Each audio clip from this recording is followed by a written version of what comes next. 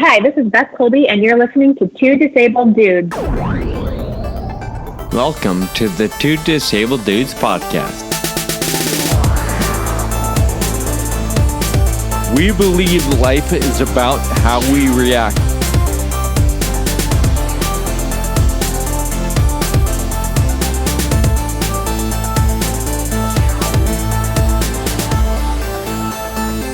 All right, everybody, welcome to a special episode of the Two Disabled Dudes podcast. The man who has joined us today, he's got an amazing story of survival. And there's a very interesting medical twist for his life on the horizon. Jason Levy, welcome to the Two Disabled Dudes podcast. Oh, thank you so much to the both of you. It's an honor to be with you. All right, as we get started here, why don't you tell our listeners your story? Okay, well, going back to January 2017, it's kind of started on a series of events. I got in 3 car accidents in 4 days, which tells you what kind of driver I am. The first 2 were just freak accidents. I fell asleep on my way to work at 4 in the morning, and I lived up in the mountains in Santa Cruz, California. And I was going to work, and I went to work at like 4 a.m., and I hit a tree, and luckily I fell asleep and hit the tree. That tree saved me from rolling down the mountain the first time. Wow. So it saved my life, but it hit my head, and I felt pretty good. So, I tried to shake it off. I got a rental car and went to work the next day and got rear-ended at a high rate of speed. And that caused whiplash, and then the 4th day, I just hit everything in sight in my neighborhood because I didn't realize I had a problem, And so I never missed a day of work that I can remember, and all of a sudden I was on disability for 4 months. So same year, April 27th, I lived on top of a mountain. It was a fantastic view and everything. And I was just bored of sitting around. I was a type A personality, and I wanted to get something accomplished. So I had fallen a lot of trees to improve my view, but there was one that was stubborn and I hadn't gotten down. So I said, I'm just going to finish off that darn tree. So I got an axe and I started chopping at it, and it was on like an 80 to 85 degree hillside, right? And I don't exactly remember because I was passing out from the car accidents. If I passed out or just slipped and don't remember that part. But down the hill I went, and over boulders and fallen trees, and it was 430 feet. Oh my gosh. Yes. So when I got to the bottom, I was out cold for, I think, a half an hour to an hour. I woke up and I couldn't move because at the time I didn't realize I had broken my back in 3 places and broken my neck. And I could only see a little bit. I can't see anything to the right out of both eyes. And that was caused by another traumatic brain injury that caused bleeding into my brain and caused strokes and infarcts. And so I woke up, didn't know where I was. It was the strangest feeling. And then there's a God component in there too. I felt I heard from God, and I wasn't religious going into that. He calmed me down, and I reached down and I couldn't believe I had my phone with me. And I went to call my wife at the time, and couldn't see the numbers, so I called 911. And an hour later, there's 3 helicopters flying. They found me via GPS because I didn't know where I was. They found me via GPS. There's 3 helicopters flying over me and about 40 EMS and firefighters looking for me. Finally, a young fireman came down and said, "Sir," I go, "Yeah, how's your day going?" And he kind of chuckled. And then he said, "You were mangled up against a tree a little bit." And I go, "Yeah." I go, "I can feel that." And he goes, "Well, it's the only thing saving you from falling another about 600 feet.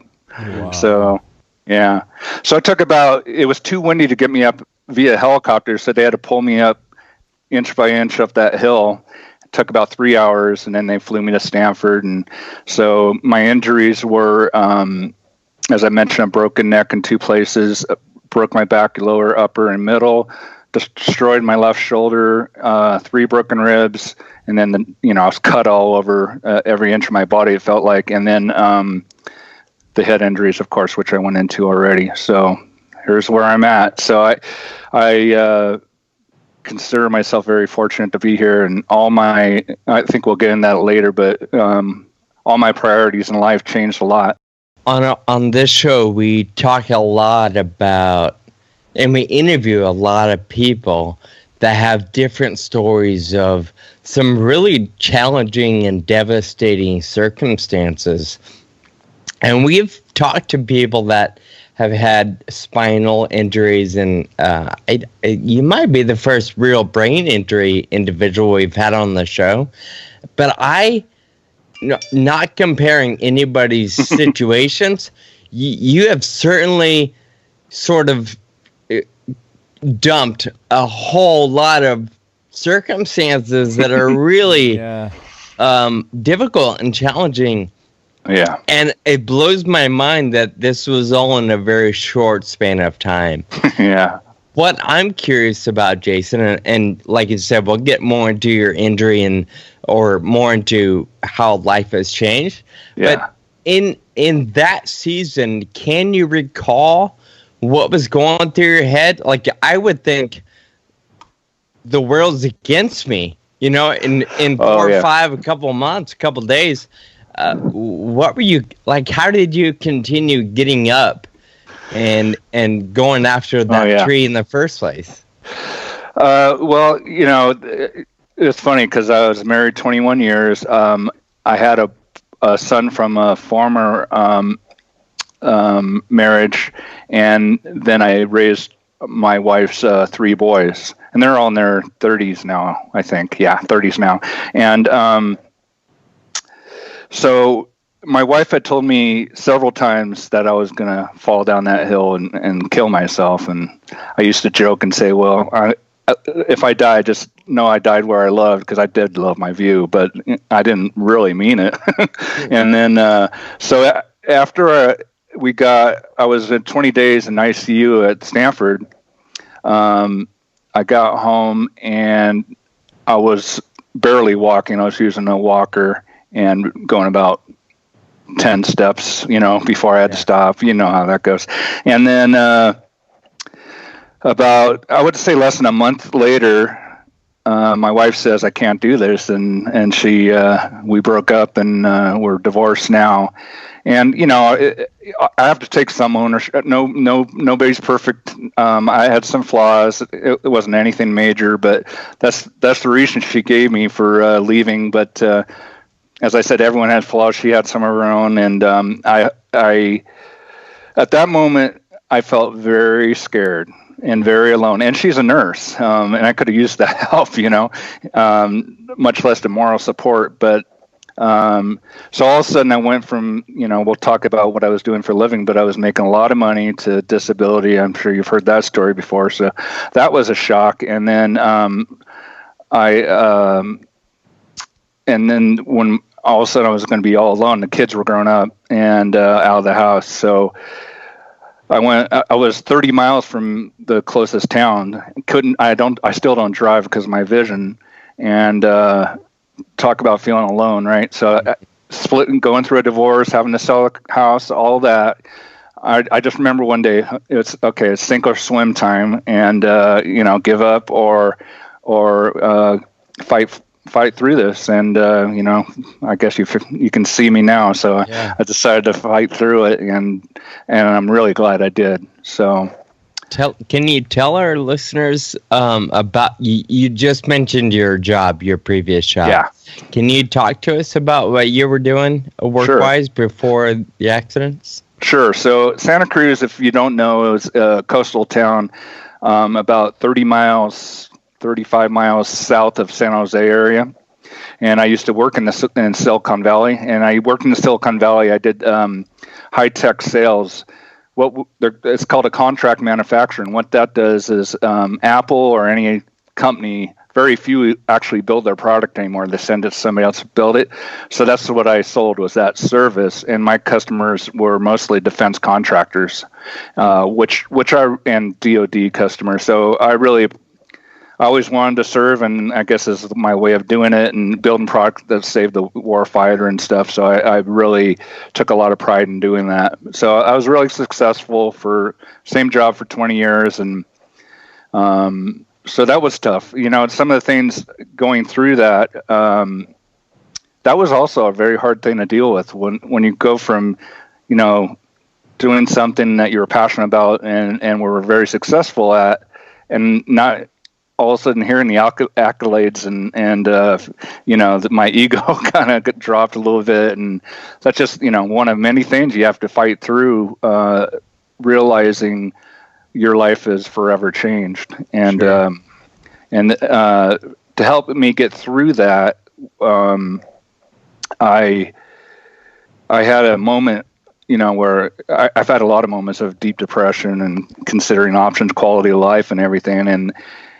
And once I decided to say goodbye to the old Jason and embrace the new Jason and be the best person I could be, I started back on my track, you know, and it's made me want to work harder and not feel so bad about who that I lost the old Jason, but I'm better in many ways, as far as my compassion and love for everybody and not worrying about the small stuff and, you know, living for the moment instead of, you know, I was never living in the moment. So go ahead, Sean. I'm sorry. Oh, you're good. But I'm curious what, we do want to talk about your procedure coming up, but before we do that, can you give us a glimpse of what life is like right now? You told us about your divorce. Where, how are the kids? What does life look like for you today? Okay, so I knew I couldn't afford California anymore. No, none of us can. And I do have a great brother and his great family here, and that's been very supportive. And the weather is warmer. I moved to Arizona, and it's obviously warmer, and it helps on my all my broken bones and all that because they were hurting in the winter. But so that was a big move. I was in California all my life, so I'm leaving all my friends and family there and moving to a new state, knowing not a single person except for my brother. And also, and then the rent's so much cheaper here that I got this huge 4-bedroom house that I don't need by myself.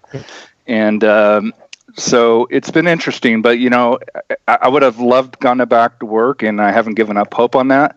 But I have, some of my symptoms from my traumatic brain injury are very lengthy, actually. So I lost my sense of taste, my sense of smell, my eyesight. I talked about. I have horrible migraines and cluster headaches. Never had those before.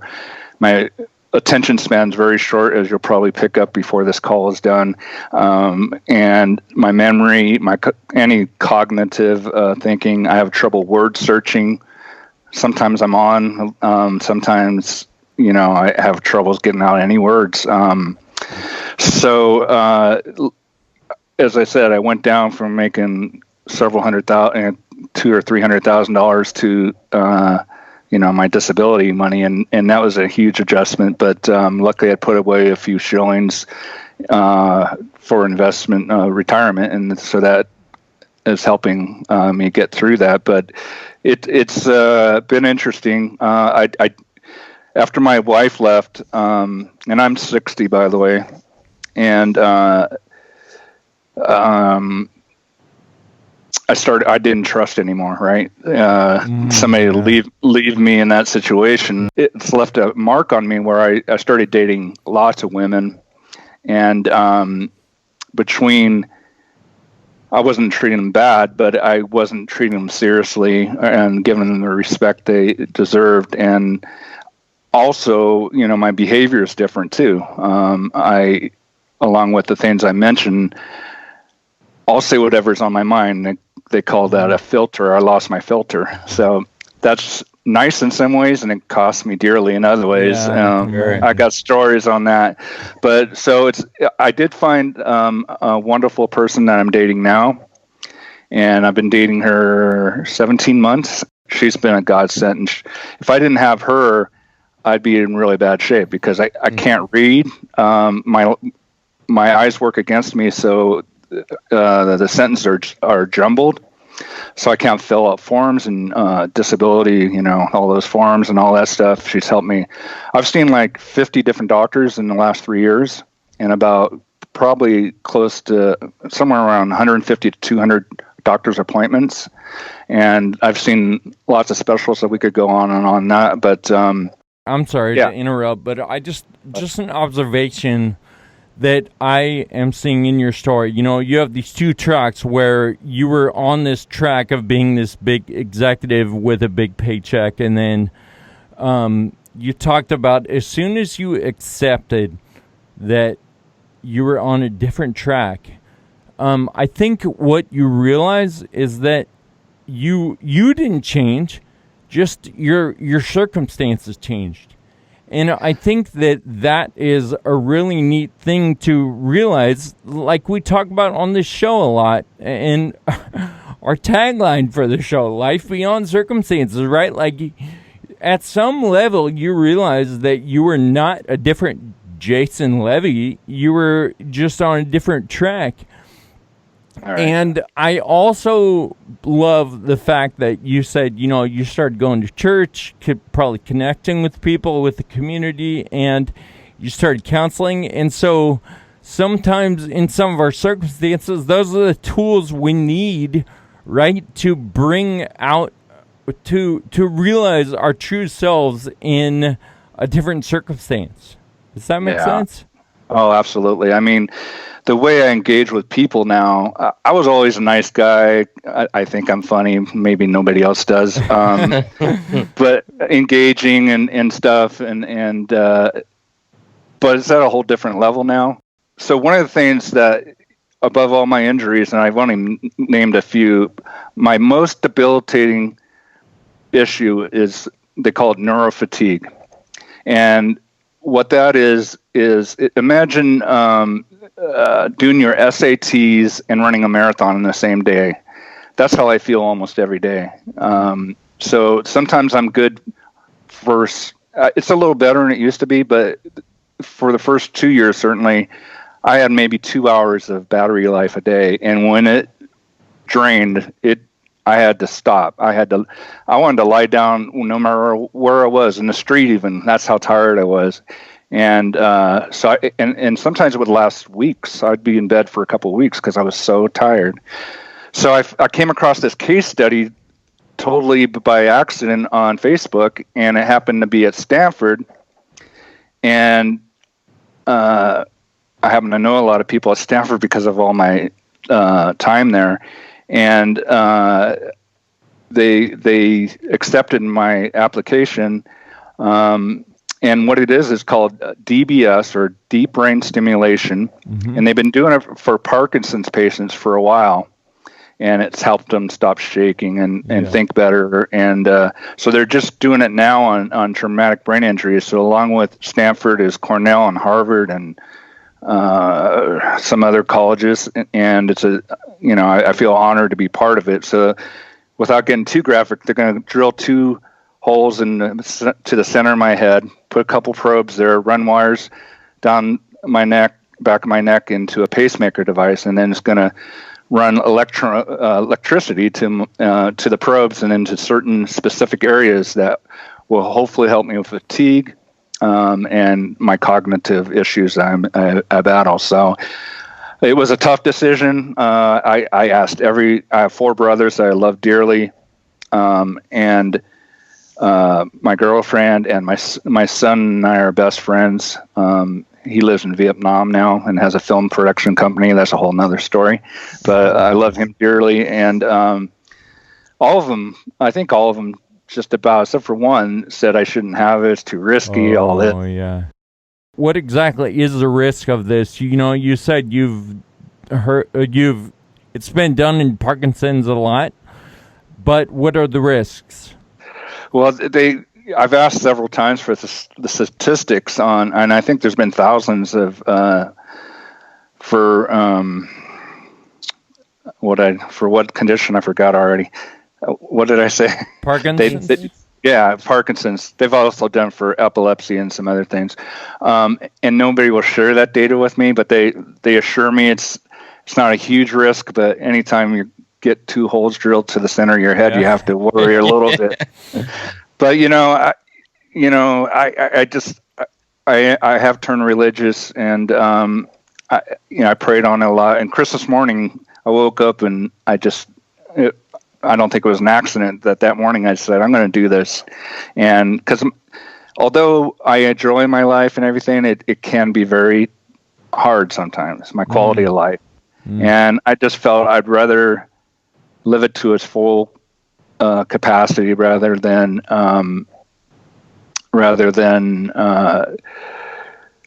not be able to do the things I want to get done. I would love to start a motivation speaking tour of some kind, and just to help really people. I also learned along the way, because I do tell my story a lot, and I was accused of just wanting to tell my story for my ego or whatever, for attention. And I came to realize, I started thinking about that, and then I came to realize it wasn't that at all. It was that we all have stories. You guys have stories, but almost everybody's going through something. And some are harder than others, but there's a lot of people like traumatic brain injury. You're 3 times more likely to commit suicide than if you didn't have one. And I thought about it, and I want to help those that are thinking about it and get them to get through the day and say you can do it. I did it. There's people off worse than me, but there's, it's a pretty good story, and I want to be able to counsel anybody that needs just an ear, or someone to talk to. Well, I love what you mentioned there in terms of everybody having something they're going through. You never know what somebody's up against, whether, it's something as major and detrimental and life-altering as injury or disability or diagnosis, or just something as simple as a unexpected bill or a car that broke down. Everybody's got stuff, and you said it earlier, we're all human. We're all going to face different challenges. So I love the fact that you're willing to talk about your story on any platform, because at the end of the day, you never know who it's going to affect, who it's going to touch, who it's going to encourage. And I think that's part of our responsibility in life, is sharing a bit of our stories for the sake of reminding others that it'll be okay. Like, things will go on, and tomorrow's a new day. I sense that's why you guys do this. I don't think you're doing it for the fame and fortune as much as trying to help other people, right? There's definitely neither of those. So, Jason, let's actually dig into that just a little bit. You talk about TBI support group that you're involved with, and I know that it's very important to you. And Sean and I talk a lot about building community on this podcast, and we think it's probably the most important thing when dealing with a disability. So Absolutely. Can you tell us about how that how you got involved and how it affects your life? Yeah, that's I'm glad you brought that up, because that brought up another thought that I'd like to express. So here I am alone. I have all these disabilities, my sight and all these things. Where do I start? What's available to me? What do I do? And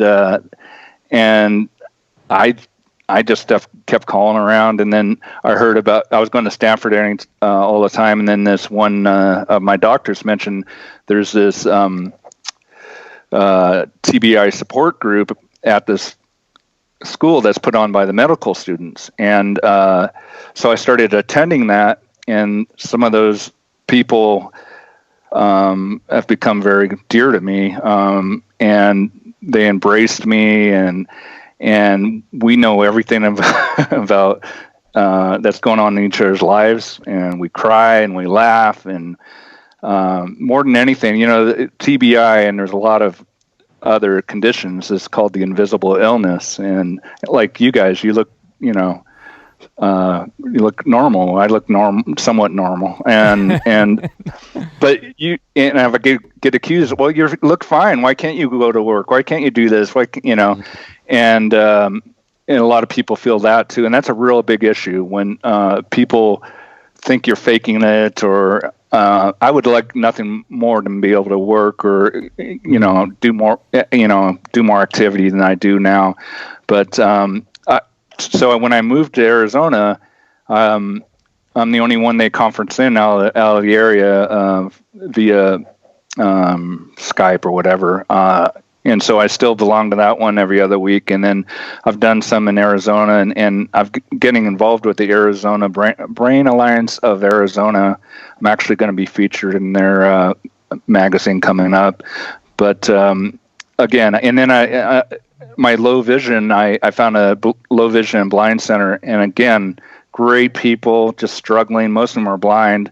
And so it made me feel less sorry for myself just because of what their challenges, and I became a volunteer there. And so, yeah, I couldn't agree more. It's just, if your family, even your the ones that love you most, don't understand, then you need to get help. You need to find people that understand what you're going through, and I think everybody needs that, Yeah, I love that you say,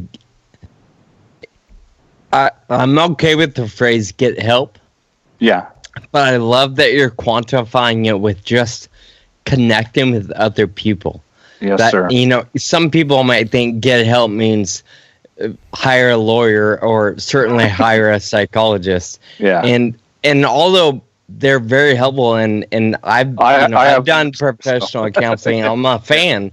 Yeah. But sometimes it's just meeting a friend for a coffee and talking through life. It's just getting help is so much more than actually hiring a professional. It's just connecting and living openly and authentically with the people in your world. So I like that you've kind of thrown out both scenarios there. Yep. Yeah, I try to use humor as much as I can. Like when I spoke in front of Stanford one time, and I could see people kind of feeling down and sorry for me, and I would just say, "Hey, look, I'll find more work. I'll be a Uber driver and offer 50% off, or an NFL referee, or I forget the other one. But you just got to make light of it, and then people relax and let their guard down, and that's what works for me anyway. Yeah. I'm sorry, Kyle. Go ahead. Oh no, I was just gonna say it's been an incredible conversation, and we want you to let our listeners know where they can find you, where they can connect with you. Maybe on social media and your website and stuff like that. Yeah, my website is in process and not up yet, but it's if you contact me via email right now, and I'm also have a YouTube channel. So my email is Jason Levy, Levy 430, which represents how many feet I fell, at Yahoo. And then my YouTube channel, which has a couple other podcasts, and if I'm allowed, I'll put this one on. And you can look me up at Jason S. Levy, and you'll find me there. Awesome. Well, Jason, you have provided some really, really incredible perspective. I love seeing the smile on your face, knowing all the stuff that you've gone through. And, it's just really encouraging to me, and I know a lot of our listeners will find encouragement in your story. So thank you so much for joining us today. Sure. It's a genuine smile, just so you know.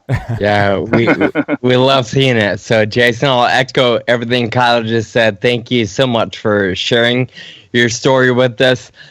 Probably skipping church today to make it happen. Yeah, we're just really grateful that you're willing to take it on the phone.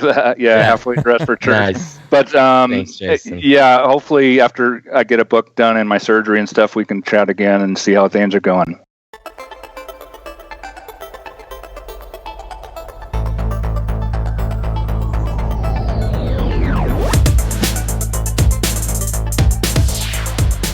We we want to encourage you to check out our show notes where we have linked some of Jason's things.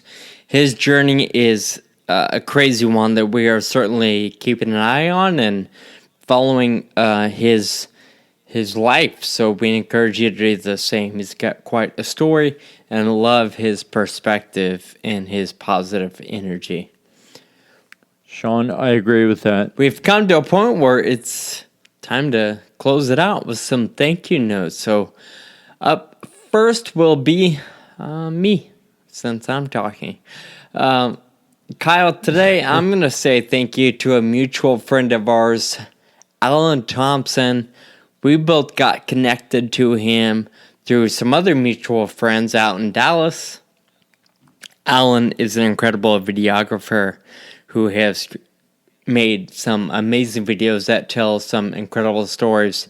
But what I love about Alan, and the reason why I'm saying thank you to him, is he's obviously built their relationship so far beyond just business.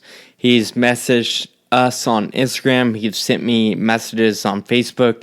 He's obviously concerned and a good friend. In fact, recently he reached out just saying, hey, hope you guys are okay. I'm worried about my FA friends in the midst of this pandemic. So I'm saying thank you to Alan for connecting with us through business first, but then continuing a friendship over the course of a couple years. So Alan, thank you. Thank you for listening. And of course, thank you for being a friend. Yeah, that's something that we can all learn from, right? Like, yeah, sure, let's take care of business, but let's take care of each other too. Sure. So I agree with that one. That's great. Mine is for Mr. Dr. Lynch. Mr. Dr. Lynch. No. Mr. Dave Lynch. He is a prominent doctor in the FA space. In fact, I believe he sees more Friedreich's ataxia patients than anyone in the world. I don't want to discredit any of the other amazing Friedreich's ataxia doctors out there, but Dave happens to be mine that I see periodically, and so well, I think say he's also kind of the main. Like, I feel like everybody consults with him at some point.